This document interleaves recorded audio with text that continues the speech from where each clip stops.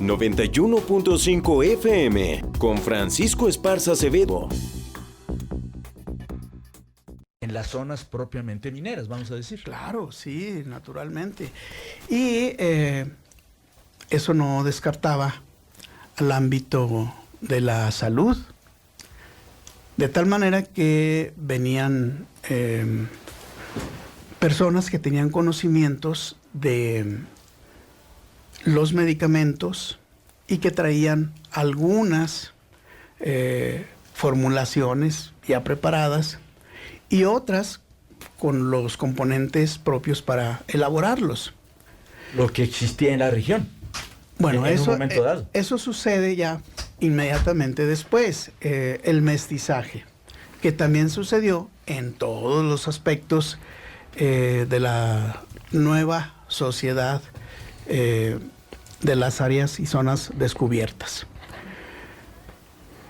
De tal manera entonces que al combinarse los conocimientos de los que llegaron con los que se tenían, se empezó a elaborar pues un nuevo directorio, un nuevo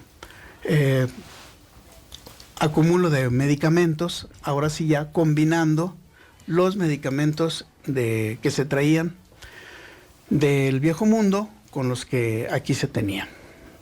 Y bueno, existen dos personajes conocidísimos en Zacatecas relacionados con este aspecto. Uno es Gregorio López, del cual tenemos aquí una gran historia en Guadalupe, y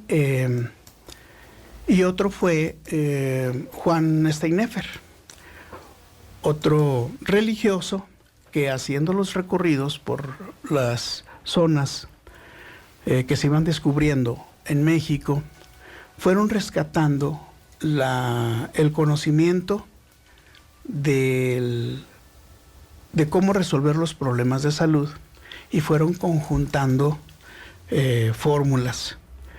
De tal manera que muy pronto se llegaron a establecer también lugares para resolver los problemas de salud. Y bueno, uno de los más antiguos en el sentido de hospital, pues fue el Hospital San Juan de Dios, ¿verdad? Que ya con más de 450 años, ¿no? Y eso nos habla pues de la antigüedad de las técnicas para resolver los problemas de salud.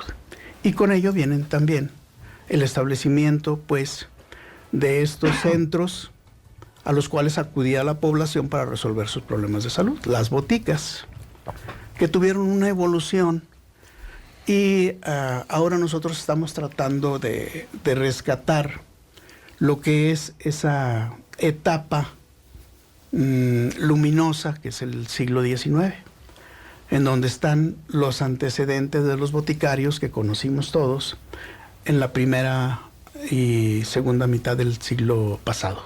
Del siglo XX, que son ya muchos personajes que les has estudiado y, como tú has dicho, tanto Liceo Esparza como un servidor tuvimos la oportunidad algunos de conocerlos, de tratarlos, y vienen a nuestra mente seguramente esa figura detrás del mostrador de hombres y de mujeres que han llenado toda una historia en esta etapa de la vida de esta tierra.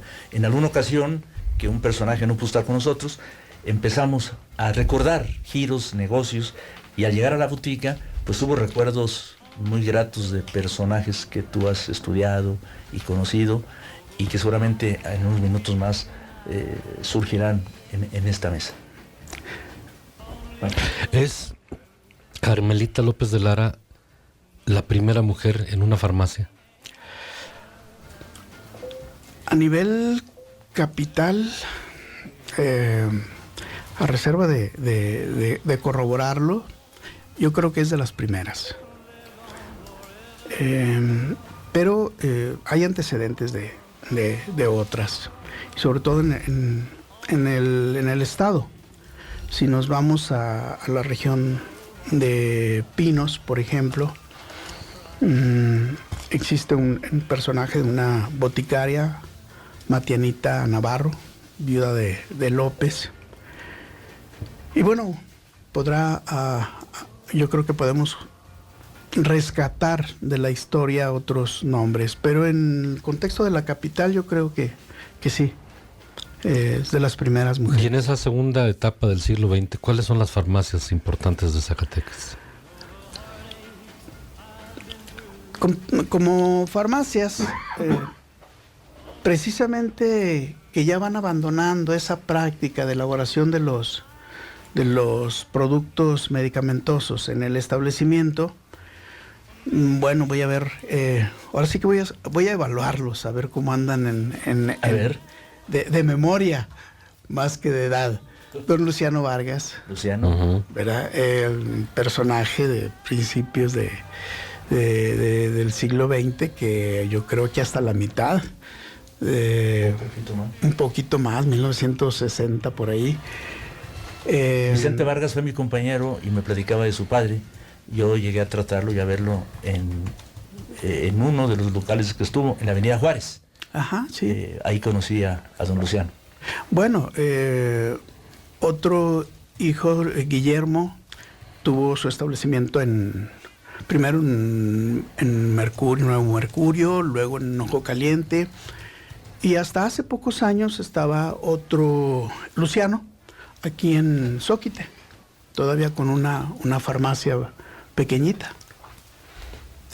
Fuimos y entrevistamos también para obtener datos de su señor padre, pero afortunadamente él todavía seguía trabajando y siguiendo la trayectoria de bonomía de los boticarios.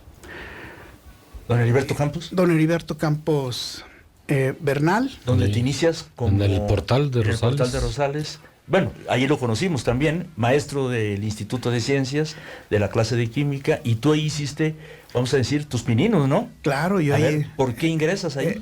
Pues por las Heribertas, pues nada más. ¿Por qué ibas tú con Heriberto? No me digas que comprar mejoralitos, güey. Sí, ¿no? Bueno, pero a los Para la cruda no había mejor que las Heribertas. Pero a los 13, 14 años como que todavía estaba un poco... Pero ¿tú crees que tuvo 13 o 14 años? No, hombre. Bueno, ciertamente un personaje que por cierto, él representa la figura de lo que es la formación académica y lo que es la formación empírica. Don Heriberto Campos Bernal se va a formar como químico farmacéutico a la Ciudad de México y regresa allá por los años, la década de los 30, y se integra como colaborador en una farmacia que estaba en la división de lo que hoy es la calle de arriba y la calle de abajo. Uh-huh. Ahí estuvo... Por donde viven los Franco. Exactamente, ahí estuvo en sus primeras ocasiones la farmacia Galeno. Uh-huh. Esta farmacia Galeno, en la parte superior tenía un gabinete de rayos X de Medellín. ¿Don Jesús? De don Jesús ¿Mi tío? Medellín. Jesús Medellín y Sánchez, Y que luego Sánchez. radicó muchos años en Aguascalientes. A ver, ¿y luego? Y luego, esta farmacia era propiedad de don Antonio Aguilar, del doctor. Él decide deshacerse de la farmacia y se divide en dos. La farmacia que se siguió llamando Galeno, todavía establecida en la avenida Hidalgo. Ah, ok. De la Guerrero se pasó a la Hidalgo, ahí donde estuvo... En esquina con Callejón de Cuevas. No, no. Antes estuvo donde ahora está una, creo, caja de ahorro. De ahorro por ahí. Y la otra fue la farmacia Lux, del profesor Heriberto Campos.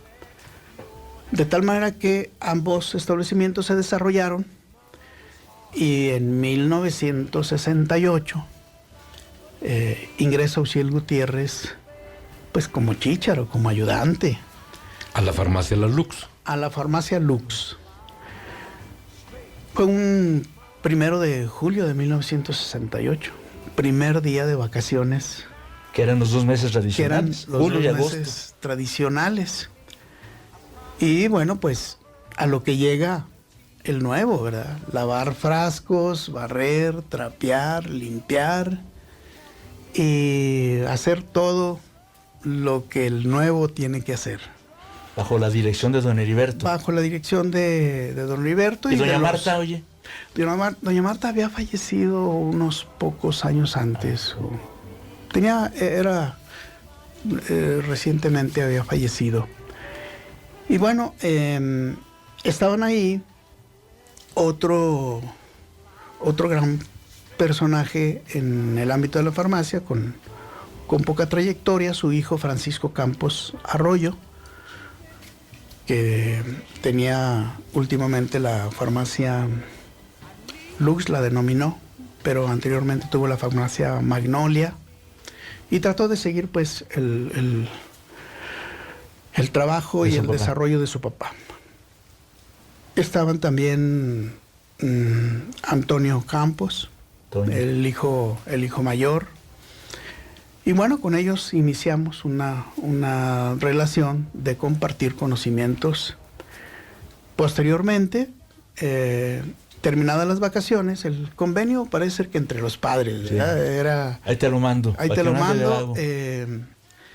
Terminando las vacaciones, yo me regreso a la escuela secundaria, pero me manda a llamar don Heriberto. Dice, bueno, si tienes las tardes libres, pues vente a trabajar. Y se inicia la segunda etapa de formación, ahora ya un poco más específica, un poco en contacto con él. E iniciamos ya una relación de instrucción, ¿sí? Cómo lavar un mortero, cómo limpiar un frasco, cómo determinar las sales,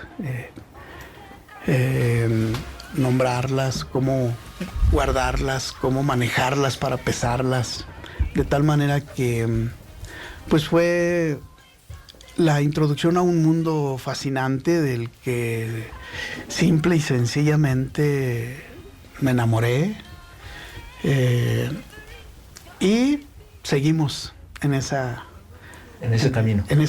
Oye, Cielo, ahorita que hablas de que te enamoraste, te cautivó, te emocionaste, ese contacto bajo la guía de don Heriberto fue fundamental en tu vida, digo, en lo que luego decidiste hacer, por su forma de ser. Claro, fue fundamental porque hubo una relación más allá de lo personal. Resulta que don Heriberto Campos, ustedes recordarán, ¿tenía el problema de audición? Tenía el problema de audición, sí. De tal manera que cuando llegaban los pacientes, él tenía que tratar de escuchar y de leer los labios. Pero había personas que hablaban y casi no movían los labios. Era muy complicado, difícil. Era muy complicado. De tal manera que me acercó hacia él y me ponía la mano en el hombro. Cuando él no escuchaba, me hacía una señal. ¿Tú sentías? Y yo repetía del lado donde él escuchaba bien, repetía lo que el paciente refería. De tal manera que me fui enterando de cuál era el padecimiento. Posteriormente, después de hacer el diagnóstico, pasaba él a la rebotica, donde está una meseta preciosa, bellísima, del siglo XIX, toda de madera, medía, no sé, más de 2 metros, con una piedra de granito preciosa. Y ahí elaboraba los productos. Terminando de la elaboración, mi función era lavar y mantener todo aquello. ¿Pero tú observabas todo el proceso de elaboración? Claro. con algunas bromas de don Y además Heriberto. era bromista. Pero ¿En serio? era un terrible bromista. Y bueno, nos ponía el embudo después de vaciar el amoníaco y el embudo cerca, y él se retiraba. Y bueno, los vapores del amoníaco ocasionaban que no pudiéramos respirar, ¿verdad? Y él atento a ello. Sí, él atento a ello. Y otra de las bromas era, una vez que terminaba la mezcla, ¿verdad? Con uno de los dedos, tomaba un poco de la muestra, pero él se llevaba a la boca otro de los dedos. Y se retiraba. Obviamente, el aprendiz, ¿verdad? Llega a repetir la acción, tomaba la muestra del medicamento y a veces sería, pero horrible, ¿verdad? Y entonces él se regresaba y riéndose. ¿Cómo surge lo de las heribertas? Lo de las heribertas. Don Heriberto siempre fue un académico, siempre fue un docente, en esencia. De tal manera que, como ya lo mencionó Oscar, era el maestro de química en la preparatoria. Y bueno, química inorgánica. Química inorgánica. Había una de las experimentaciones que consistía en comprobar la característica de los ácidos. Y una de las pruebas era que en un vaso de agua tú ponías unas gotas de ácido sulfúrico. Obviamente, por la cantidad de agua, una cantidad tan pequeña de ácido sulfúrico no es dañina, pero te permite observar la característica agridulce del ácido.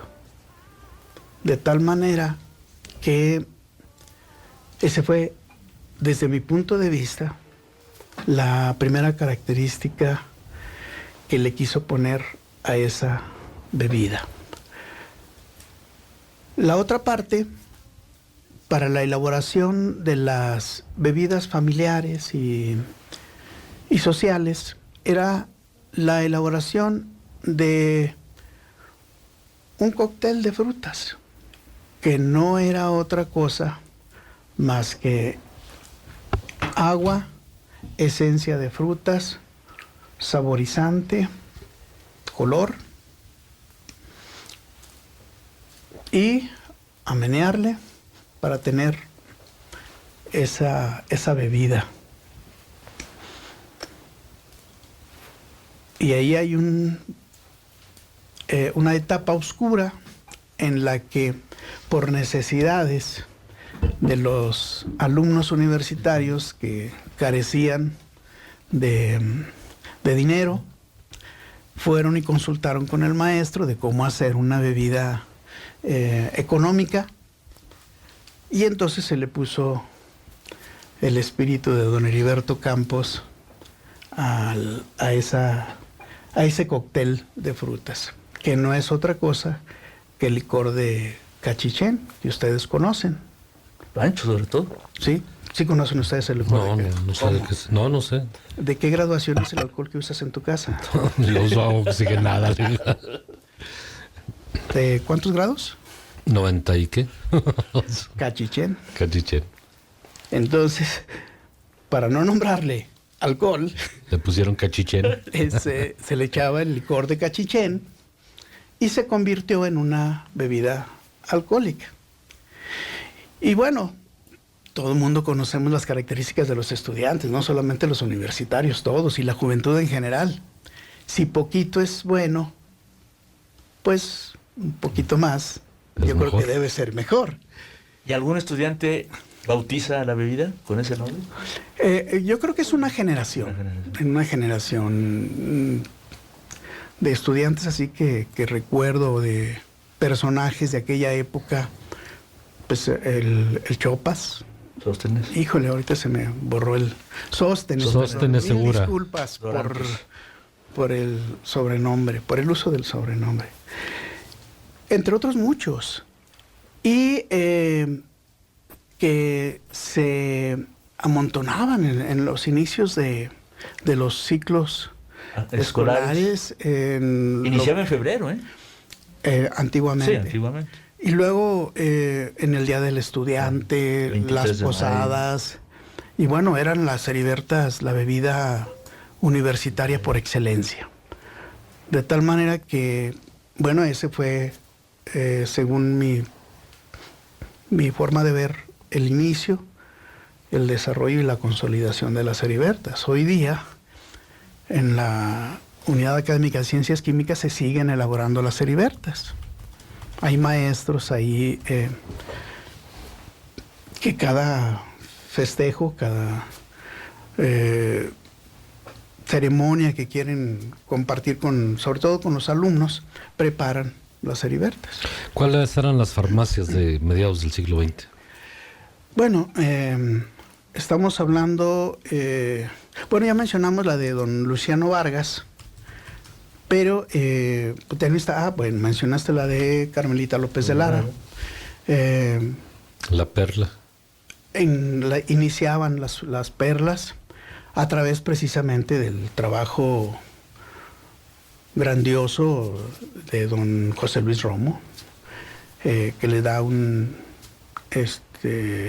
fortalecimiento en su calidad de empleado. Don José Luis Romo siempre se distinguió por ser una persona trabajadora, increíblemente dada a responder en su trabajo. Y entonces, cuando fue empleado, posteriormente, él se independiza. Bueno, precisamente compra la botica de tu señor padre. Sí, la Farmacia de la Luz. La Farmacia de la Luz, que lleva precisamente el nombre por el nombre de tu... De mi abuela paterna. Exactamente. Mamá Lucita. Y estamos hablando de la farmacia de don Hilarión Ramos, la farmacia popular.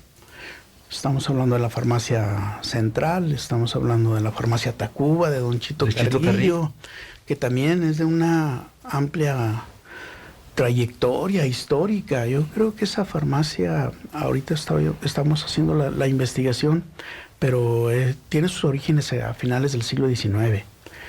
Y es a principios del siglo XX cuando la compra el papá de Chito Carrillo. Y posteriormente se la Yo no sé cómo se llamaba la farmacia, si es que tenía nombre. Tacuba. Pero todo el mundo iba con Chito Carrillo. Chito Carrillo. No iba a Tacuba, no iba a la farmacia. Iba con Chito Carrillo.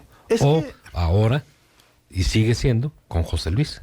Exactamente. Es que ese es parte de la mística. De la confianza, ¿no? Del ámbito de las boticas.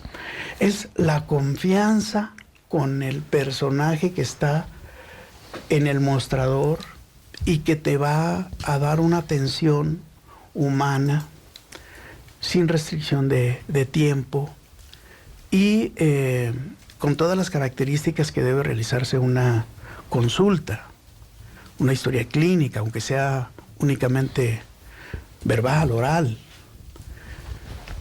Y bueno, estaba la farmacia de don Alfredo Ortiz Galván, la farmacia nueva. ¿De los Ortiz Galván? Sí, ahí en la avenida Hidalgo también. Exacto. En el hotel. A un lado de donde estaba la entrada para los baños. Baños Palacio. Los baños para... Mira, ya ves, Oscar. No, pero este pasaba, ¿no? Nunca se bañó ahí. Sí, pues este era fino. Oye, Uciel, Francisco, cuando hablas de la farmacia Galeno y de Jesús Medellín y Sánchez, don Antonio, ya en Avenida Hidalgo, en Callejón de Cuevas, yo soy testigo cercano, por la razón familiar, de las sesiones quincenales de elaboración de la pomada anodina Galeno.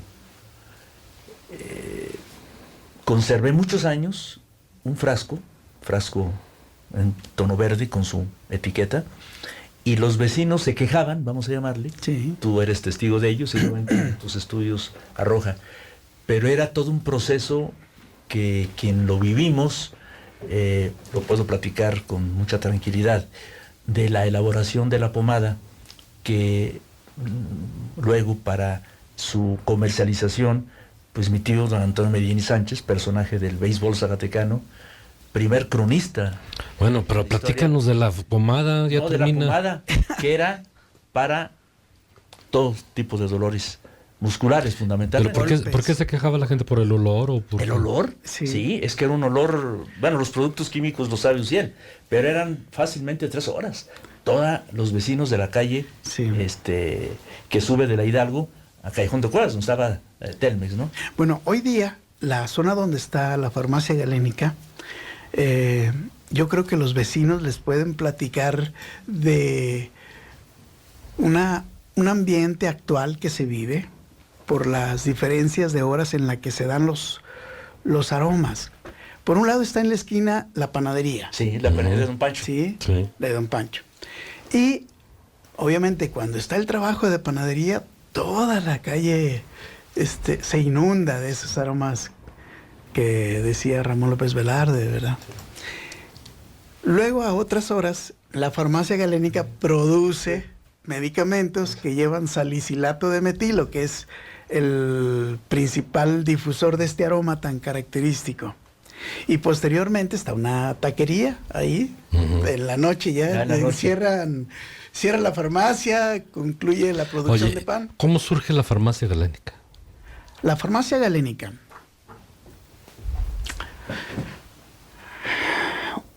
Una vez que termino la carrera de químico farmacéutico biólogo, y bueno, años antes, ya en el trayecto de la formación, ya en aquellos años ya la tendencia era formar químicos farmacéuticos biólogos, pero para que se dedicaran a los análisis clínicos.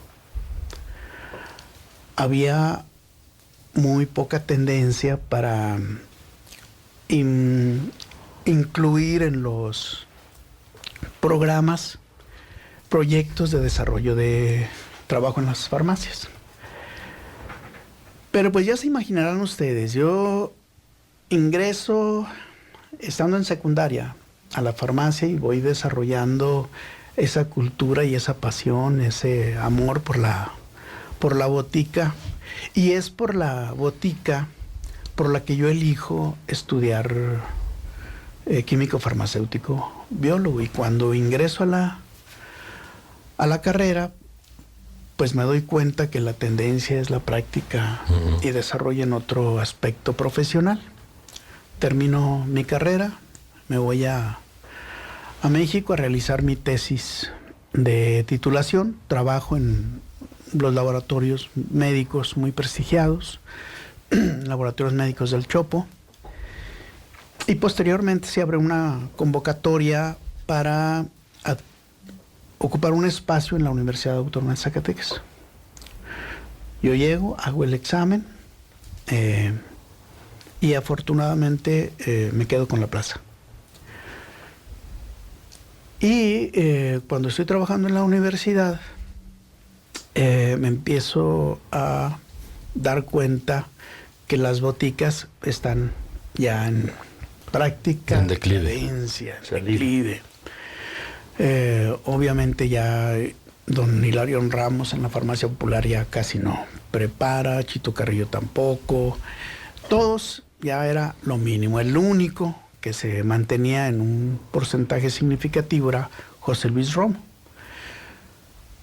De tal manera que, añorando la época de mi formación y el origen y causa de que yo fuera químico farmacéutico biólogo, y se me ocurre hacer la propuesta a la Unidad Académica de Ciencias Químicas de que se pusiera una botica, escuela, para recordar aquellas épocas y a realizar las experimentaciones, los trabajos de laboratorio propios de un farmacéutico, con planes didácticos y es rechazada la propuesta. Posteriormente me encuentro a Francisco, a Pancho, a don Teodoro Sánchez, que era un empleado de don Heriberto Campos. Platicamos el proyecto. Yo estaba ocupado en las mañanas en la universidad. Definimos que cada uno de nosotros puede atender la farmacia a determinadas horas y decidimos echar a andar el proyecto.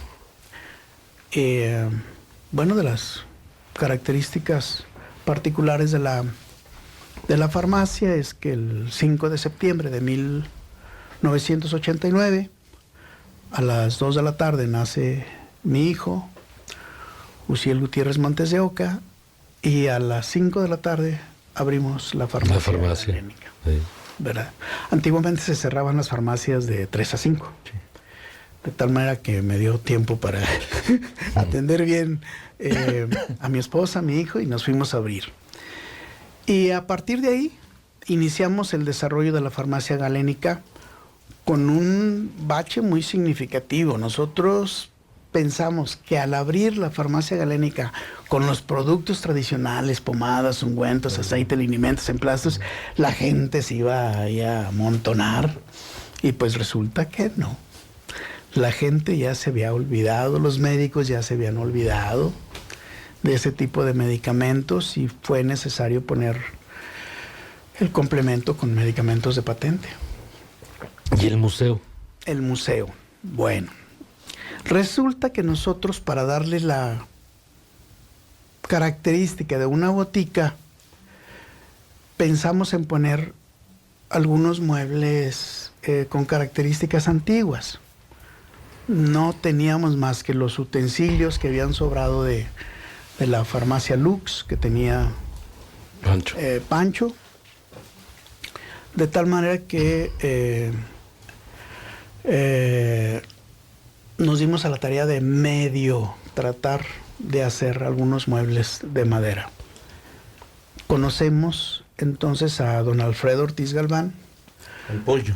Él nos dice: miren, yo voy a cerrar. Esto ya se acabó. Con la llegada de las farmacias del ISSSTE federal, con la implementación de las farmacias ISSSTESAC, se nos acabó la venta. Ya no es rentable tener la farmacia. Ahí están los muebles, si ustedes gustan, para no tirarlos. Ya había tirado muchas sales, que las había llevado a minas, para que no hubiera el riesgo de algún envenenamiento, o que cayera en manos a quienes se les hiciera daño. Bueno, le puse una regañada respetuosa. Bueno, él tiró las sales. Aquí hay funcionarios que tiran y queman libros. Bueno. ¿Qué te puedes esperar? Pues hay que darles una regañada, ¿verdad? Mentarles la madre, buscar el regañar. Y entonces fue como se inició la farmacia, con una ambientación original. Porque ¿te refieres a la barra y a el mostrador, el stand que tenías toda la atrás? estantería y la primera meseta? Y digo la primera porque después empezaron a llegar más materiales de otros boticarios. Tenemos la mayor parte de la estantería de la farmacia Tacuba, que también por presión de las situaciones comerciales, y yo pensaría que un poco una situación también ya tradicional en Zacatecas, por la que cierran los comercios, que son las rentas. Los propietarios de los establecimientos quieren hacer millonadas con las personas que rentan los establecimientos, y eso hace muchas veces que los establecimientos truenen. Y bueno, una farmacia con la tradición de la farmacia Tacuba, la de don Chito Carrillo, que prácticamente duró un siglo, no se pudo defender ante los embates de los aumentos del arrendamiento. Y bueno, cambió 3 veces de domicilio, pero finalmente desistió. Y bueno, en forma muy atinada, digo yo, porque creo que la farmacia galénica se ha convertido en una instancia en donde se puede aprovechar el proyecto para resguardo de una forma confiable, pero además de la difusión de la imagen de los propietarios de los utensilios que ahí nos llevan. De tal manera que nosotros empezamos a recolectar utensilios de farmacia, de la farmacia, ya dijimos, de la Nueva, de Don Hilarión, de la misma farmacia Medellín. Su hijo tiene una gran relación con el hijo de Don Daniel el Mago.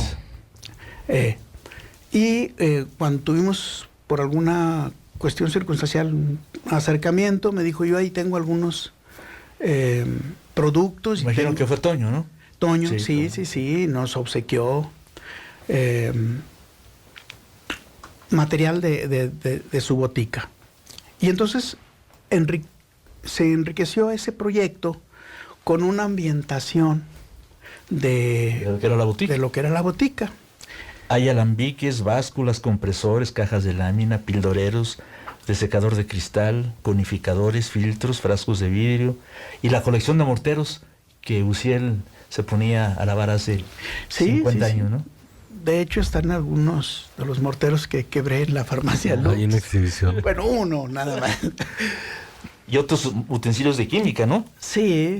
Hervidores de jeringas, ¿te acuerdas cuando había que inyectar? Sí, con los estuches metálicos. Exactamente, hay una colección. Gracias a un estuche de esos y a las latas de alcohol que se ponían abajo, las de 4 hojas, gracias a eso se quemó la farmacia cuando estaba en Tacuba, la farmacia de la Luz. La farmacia de la Luz. Ahí se quemó en Tacuba. Por esa... Sí, se estaba hirviendo la jeringa, se puso una lata de alcohol abajo, cayó y se prendió. Sí. Otra costumbre muy común era que la lata tenía una manguera con la cual se recibía el alcohol y arriba de la lata se ponía el hervidor. ¿Cómo se llamó la farmacia que se quemó también acá en Juárez? En la esquina de Juárez González Ortega. ¿Cuál farmacia era? La farmacia Juárez. La Juárez. Del doctor Sánchez, ¿no? Y bueno, todos esos utensilios fueron enriqueciendo el proyecto de museo de la botica. Hasta el 2004, 2005, en donde empiezo yo a cultivar una relación amistosa con el doctor Francisco Esparza Sánchez. Bueno, empieza la relación mucho antes, pero por ahí en el 2004, él dice, bueno, voy a donar ya el resto de mis utensilios y de mis libros. Y a reserva de corroborarlo, él había donado su biblioteca y sus utensilios a la Escuela de Medicina. Entonces, este complemento de materiales los lleva a la institución universitaria y se da cuenta que la primera parte está distribuida y en diferentes lugares que no le correspondían adecuadamente a un acervo tan rico como es el de... No, pues hay que decir las cosas como son. Se la robaron. Sí, muchos médicos se la robaron y otros los desaparecieron y por eso ya no se donó la siguiente parte a la Escuela de Medicina. Porque además no hubo quien la recibiera. Ese es el otro dato. Bueno, tú sabes la mejor historia. De tal manera que me llama y me dice, aquí están los materiales de mi consultorio y de mi biblioteca. Le digo, doctor, pero lo que pasa es que yo solamente colecciono utensilios de botica. Puedo aceptarle los libros. O todo o nada. Y bueno, ¿qué decir del carácter de tu señor padre? Una persona finísima, amable, atenta. Yo creo que todas las generaciones con las que él tuvo contacto durante su época de docente lo recuerdan gratamente. Y me convenció de poner un espacio con los utensilios de medicina. Y es ahí cuando nace el título y nombre final del proyecto, que es el Museo de la Botica y la Medicina en Zacatecas. Y empiezan a llegar Y que todavía mi papá fue a la inauguración, ¿te acuerdas? Sí. Sí, apenas podía, pero ahí va. Sí, tuvimos el grato honor de tenerlo ahí. En el 2007 se abrió la sala, una pequeña salita. Pero te estoy hablando de, yo creo que mínimo unos 200 utensilios. Y era lo que le quedaba. Sí, no, imagínate. ¿Y la primera parte, Francisco? Se la robaron. Así. Médicos zacatecanos se la robaron, se la llevaron a su casa, se dispersó, se Y perdió. la universidad no se quedó con nada, ni la escuela de medicina. Pues si no queda universidad, ¿tú crees que iban a quedar las cosas ahí? Bueno, Oye, se nos acaba el tiempo, Ciel. Futuro de la farmacia. futuro de la farmacia. Tenemos dos grandes satisfacciones.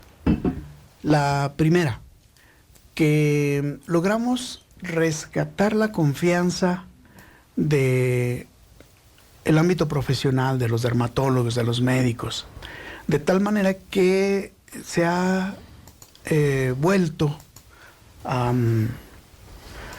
hacer uso de estos medicamentos por dos razones, porque son más específicas en sus concentraciones y se pueden atacar cuestiones particulares de un paciente a las concentraciones que el padecimiento requiere.